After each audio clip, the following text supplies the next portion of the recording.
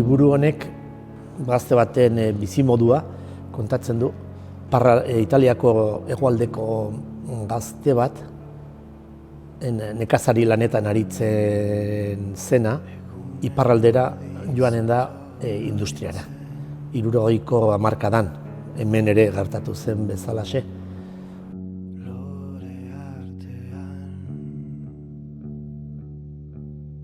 Hegoaldera ailegatu zen amets dei bat, sekulako bizimodua dago iparraldean, lana badago, baldintza onak, ez dakiz zer, eta orduan joanen da. Eta berehalaxe deskubrituko du kapitalismoaren gezurra handia, deshumanizazioa, ze baldintzak kaskarrak dauden, nola eraldatzen ari den produkzioa, ze gutxi balio duen personak, deskubrituko du alderdi komunistaren eta sindikatuen korporatibismoa, eta etxe bizitzaren problematika, eta ikusiko du berehalaxe kakazarra dela dena. Eta orduan sortuko zaio gogoa, beste askorekin batera, dena eraldatzeko, dena txikitzeko. Eta orduan hango Fiateko grebetan hasiko da, eta hango borroka sozialetan, eta deskubrituko du, oso modu karikaturizatuan, seguraski, deusek ere ez duela balio, den-dena nahi dugu, den-dena aldatu nahi dugu, eta ezin. Eta orduan, langileen borroka eta garai bateko langile mugimenduaren borroka eta mugimendua.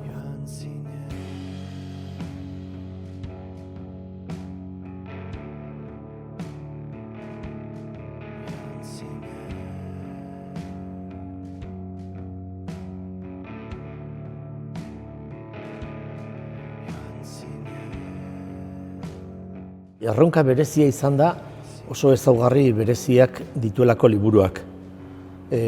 Nanni Balestrini esperimentazioa landu zuen talde batekoa zen, estetika berria bilatzen zuen, eta orduan oso ezaugarri bereziak ditu bere italierak, edo bere narrazioak.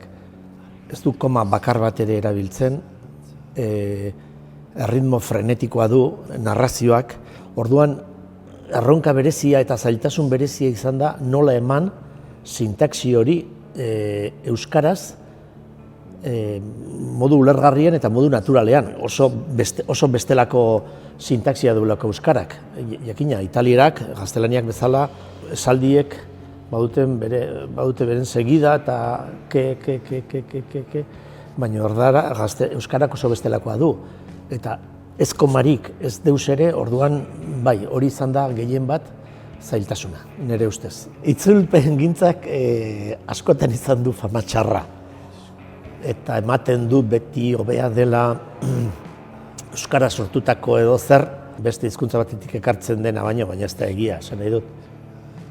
Itzulpena nun nahi dago, bazter guzietan, eta behar-beharrezkoa da. Eta ez dakit aitortzen zaion.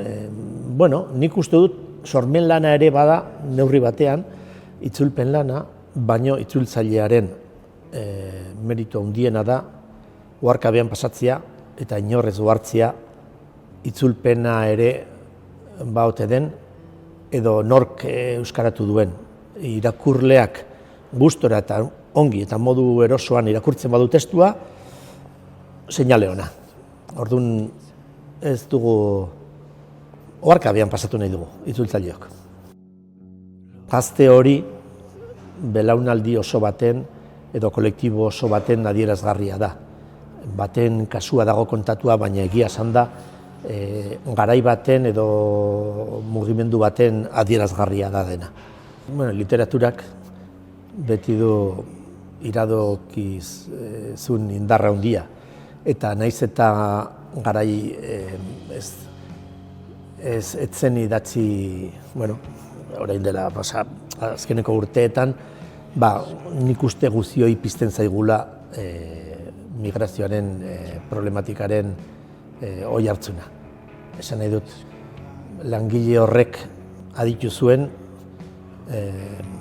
sirena oihu hori, odei hori, etorri eparraldera eta ikusiko duzu ze ongi bizi garen hemen eta ze baldintza onak dauden, eta nik uste berdintsu gertatzen zaiela Afrikatik etortzen zaizkigun migrantei.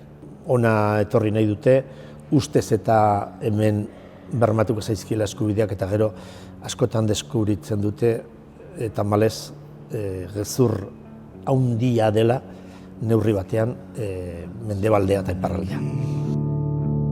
Loreak usaintzen, hasi bat